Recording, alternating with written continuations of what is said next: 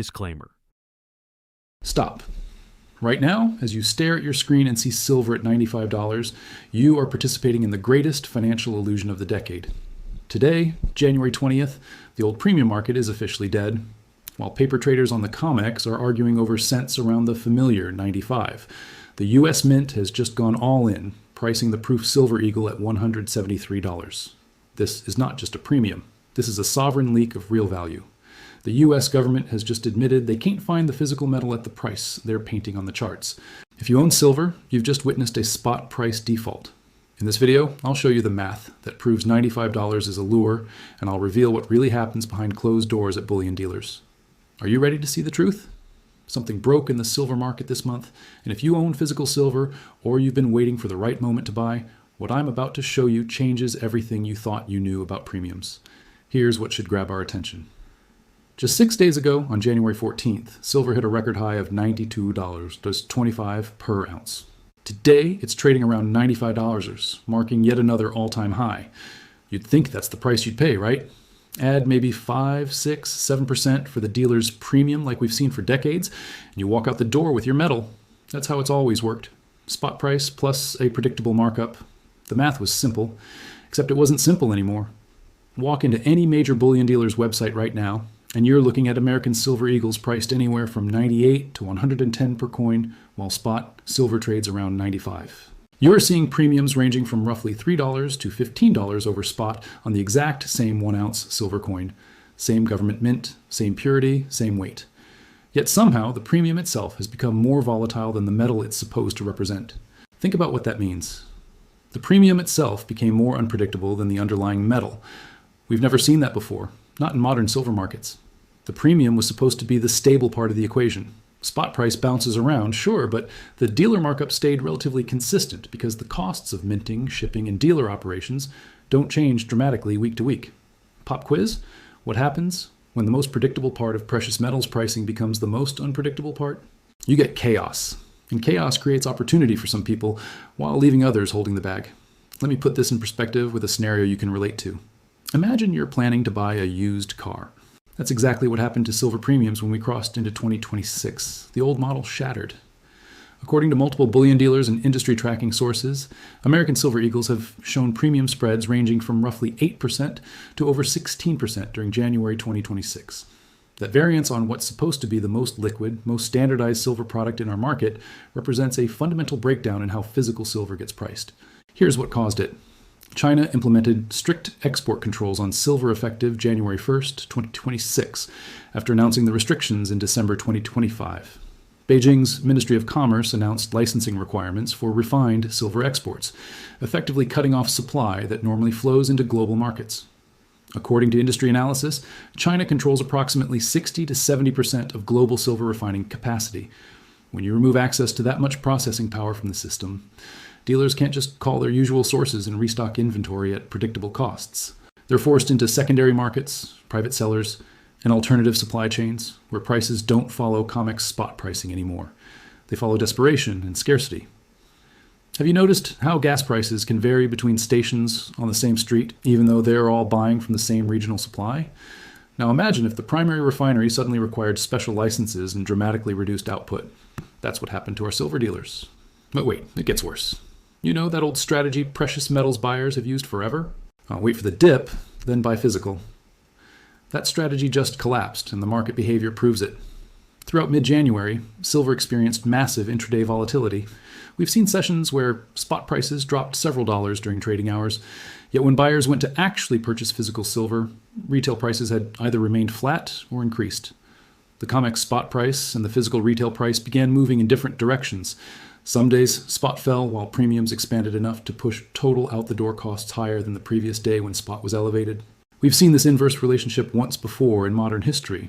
March 1980, during the Hunt Brothers silver squeeze. Spot prices were collapsing from their panic high of $49, yet physical dealers were raising premiums because inventory had evaporated and they couldn't source new metal at any price that made sense.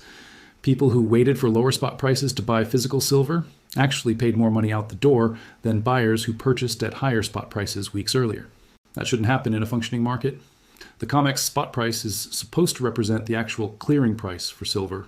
It's the benchmark. When physical retail prices move opposite to spot, it means the paper market and the physical market have decoupled. They're telling different stories about what silver is actually worth. According to Federal Reserve data on commodity pricing mechanisms, healthy markets maintain correlation between spot prices and retail prices within a predictable band.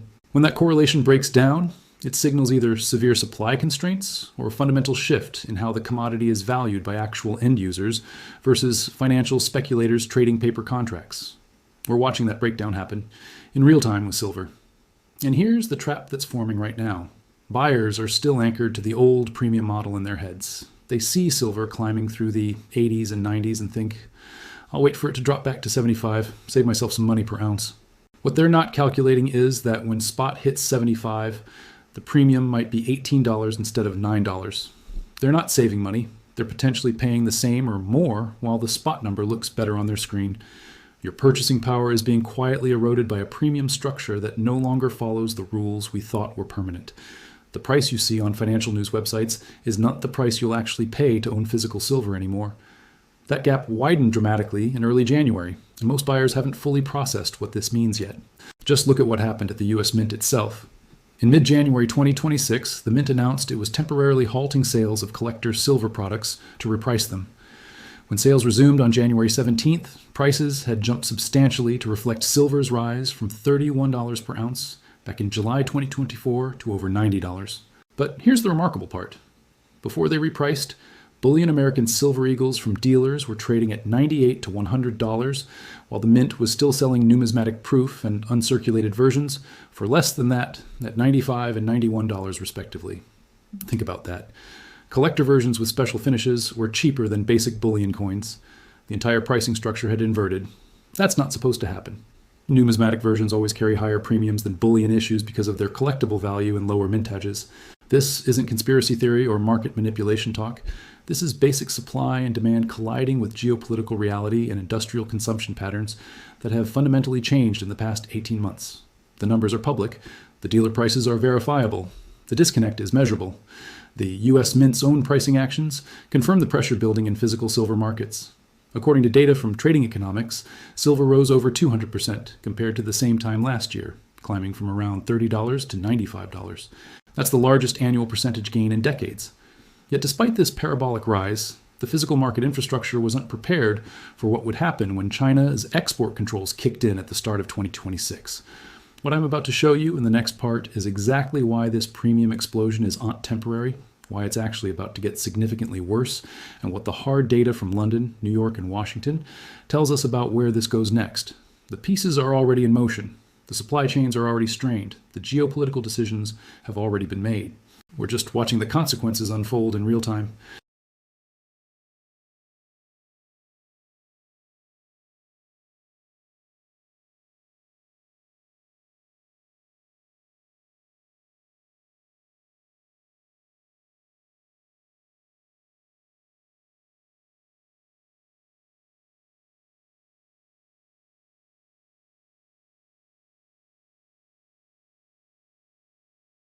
Now let me show you the evidence that proves this is not just dealer panic or temporary market noise. This is a structural breakdown backed by hard data from the world's most important silver markets. Start with what happened in London. The London Bullion Market Association operates the world's largest over-the-counter precious metals market.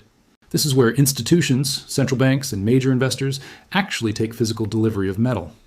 Throughout late 2025, physical delivery requests intensified to levels that alarmed veteran market participants. Vault inventories that typically remain stable began experiencing drawdowns that had not been seen since the aftermath of the 2011 silver price spike. According to market analysts tracking LBMA activity, the tightness in London's physical silver market became evident as lease rates spiked dramatically. Silver lease rates in London climbed to 8 to 9% in recent weeks, up from typical rates of 1 to 2%. When you're paying 8 or 9% annually just to borrow silver for short periods, that signals one thing. Physical metal has become scarce enough that holders can demand those rates and get them. Let me explain what lease rates actually mean for you. When industrial users or financial institutions need silver but don't want to buy it outright, they lease it from holders who own physical metal. The lease rate is essentially the rent they pay.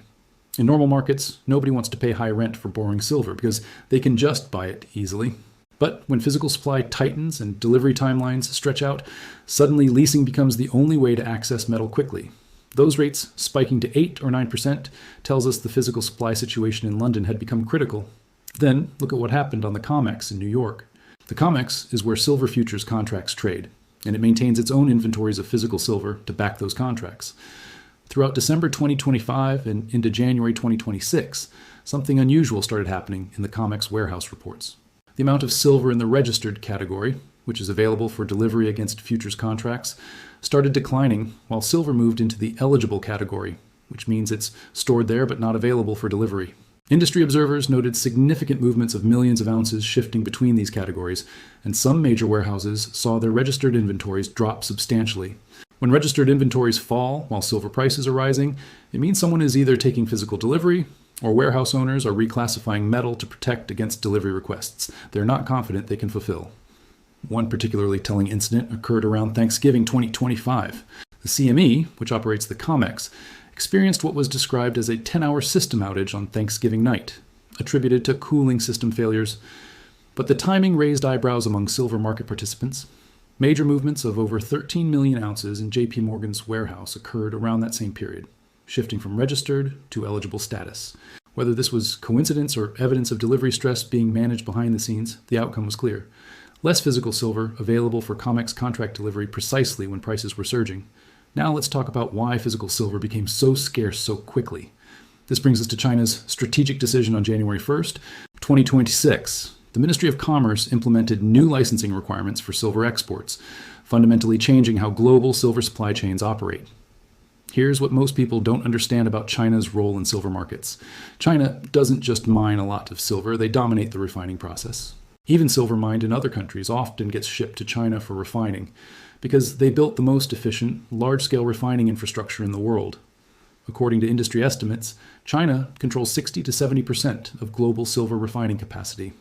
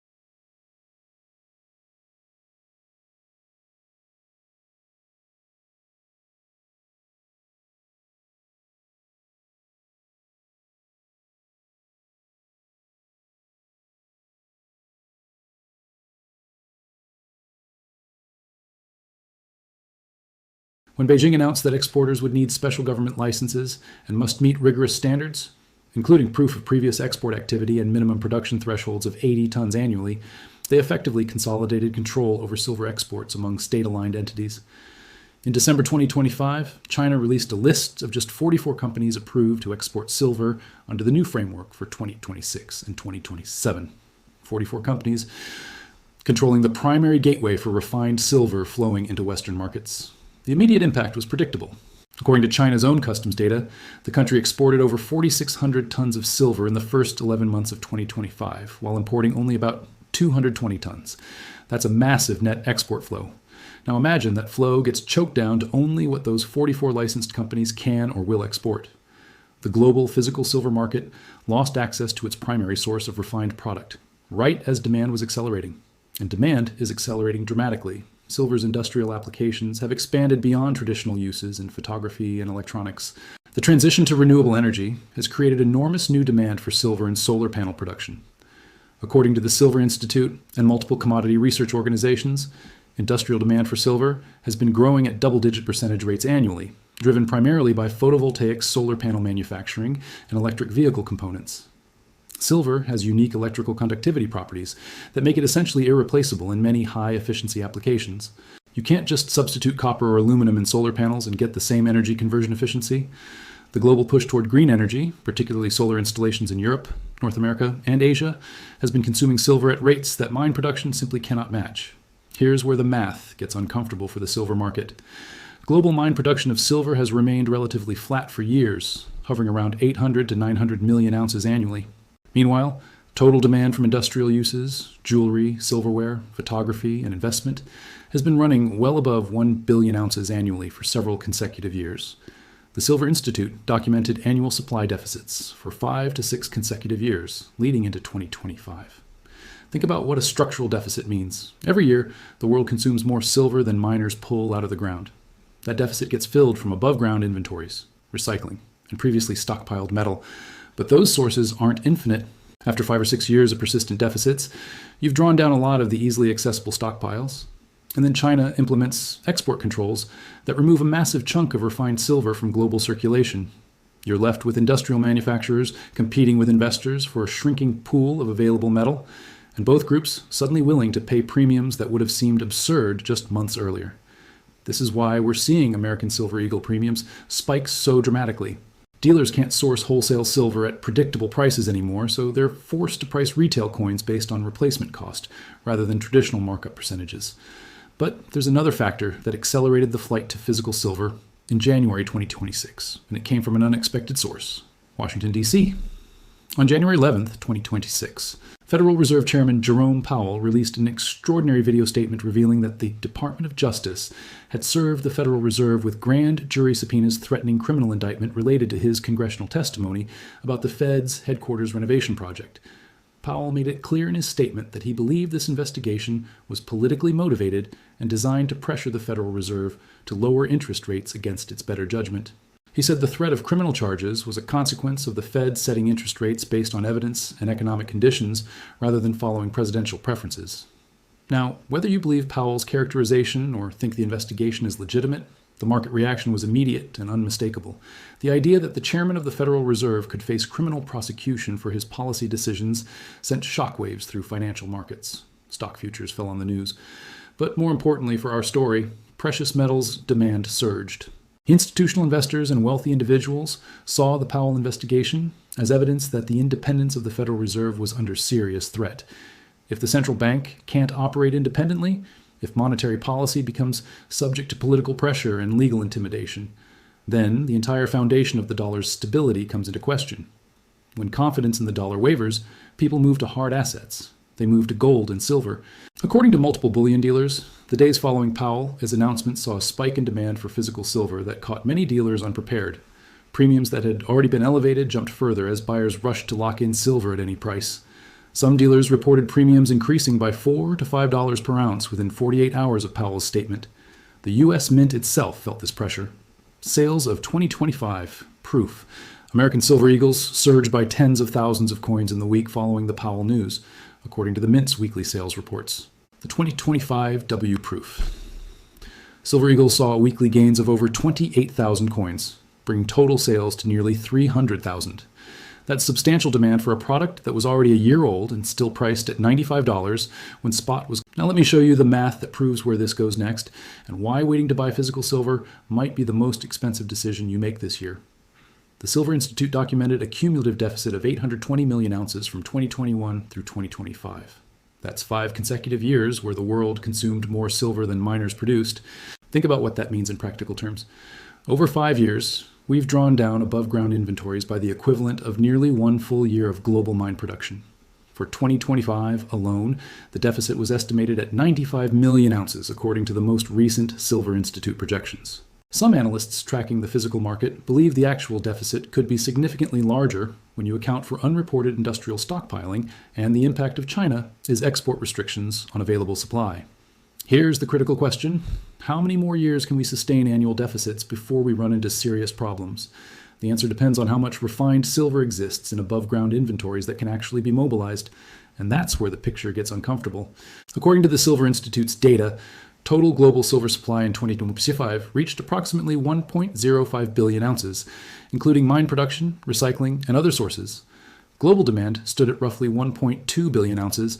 Mine production itself was around 844 million ounces, a 7-year high, but still essentially flat compared to production levels from the past decade. The math is straightforward.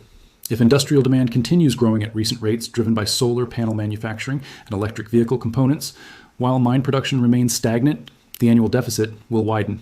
The Silver Institute projected industrial fabrication would surpass 700 million ounces for the first time in 2025. That industrial demand is structural, not cyclical. Once a solar panel factory is built, it needs silver every month to operate. You can't just turn that demand off. Let's project forward. If the current 95 million ounce annual deficit persists and industrial demand continues its growth trajectory, available investment-grade silver gets squeezed from both sides. Industrial users need their metal to manufacture products. Investment buyers want their metal as a store of value. Both groups are competing for a shrinking pool of available refined silver. What happens when that competition intensifies? Premiums go higher, much higher. We've already seen premiums expand from historical norms of 5 to 8% to current levels of 10 to 20%, depending on product and dealer. If physical supply tightness continues through the first half of 2026, there's no mathematical reason premiums couldn't reach 25 to 35% over spot. Think about what that means for your purchasing decision. Right now, with silver at $95 and premiums around 10 to 15%, you're paying 100's $5 to $110 out the door. If spot drops to $85 but premiums expand to 30% due to physical scarcity, you're paying $111. You waited for a dip in spot price, but your actual cost increased. This is the trap that's forming right now. Buyers are watching Comex spot prices and making decisions based on those numbers, not understanding that the real price is determined by physical availability, not paper trading. The Comex can paint whatever number it wants on screens. But if dealers can't source metal except at elevated costs from secondary markets, they have to pass those costs to buyers. Now let's talk about where silver's price could go based on historical relationships with gold. The gold to silver ratio currently sits around 50 to 1. That means it takes about 50 ounces of silver to buy 1 ounce of gold at current prices. Historically, this ratio has fluctuated between 40 to 1 and 100 to 1 over the past several decades. During the 2011 silver peak, when silver hit $48.70, the ratio compressed to around 32 to 1. During periods when silver was deeply undervalued relative to gold, such as in early 2020, the ratio expanded above 100 to 1. The current level around 50 suggests silver has gained ground relative to gold, but still has room to move if the historical relationship reasserts itself. Major financial institutions have started taking notice. Bank of America raised its silver price forecast in 2025, becoming one of the first major banks to project significantly higher prices. According to their analysis, silver could reach $65 per ounce based on persistent supply deficits and irreversible industrial demand from the green energy transition. Some independent analysts tracking the physical market suggest even higher targets if current supply constraints persist. Gold has been trading in a range around $4,300 to $4,400 per ounce in recent weeks. If gold maintains or extends its rally toward $4,800 to $5,000, which some analysts forecast for mid-2026, and the gold-silver ratio compresses back toward historical averages in the 40 to 60 range, the mathematics suggest silver could trade anywhere from $80 to $125 per ounce. But here's what most people aren't calculating correctly. Those targets assume you can buy silver at spot price plus a normal premium. We've already established that normal premiums no longer exist. If silver's spot price hits $100 and premiums are running 25 to 30%, your actual purchase price is 125 to 130. Why the disconnect? Market participants often treat mining stocks as a leveraged bet on commodity prices. When silver was at $30, mining companies with all-in sustaining costs around $15 to $20 per ounce were making modest margins. At $95 per ounce, those same companies are generating margins of $75 to $80 per ounce on their production. That's a 300 to 400% margin expansion. Yet the stock prices haven't reflected this margin expansion fully because investors are skeptical about sustainability. They remember previous silver rallies that collapsed, and they're waiting for confirmation that this move is different. But the fundamentals backing this rally are different. This isn't speculative mania. This is industrial demand meeting constrained supply in a market where the primary refining nation has implemented strategic export controls. When these companies report Q1 2026 earnings showing dramatically expanded margins and strong cash flow generation, Wall Street will reprice these stocks. That repricing window is probably 3 to 6 months away. If you're interested in mining stocks as a way to gain silver exposure, that window exists. But understand that mining stocks carry different risks than physical metal. Companies can have operational problems, management issues, geopolitical risks in their mining jurisdictions. Physical silver in your possession doesn't have those risks. For physical metal buyers, the warning is more immediate. The February-March timeframe historically sees the industrial buying surge I mentioned earlier. If premiums are already elevated at 10 to 20% in mid-January, what happens when industrial demand intensifies and retail buyers simultaneously try to lock in metal before further price increases? You get potential lockout situations where dealers simply run out of inventory. We saw this in March 2020 when the U.S. Mint couldn't produce enough Silver Eagles to meet demand. We saw it again during various points in 2021 and 2022.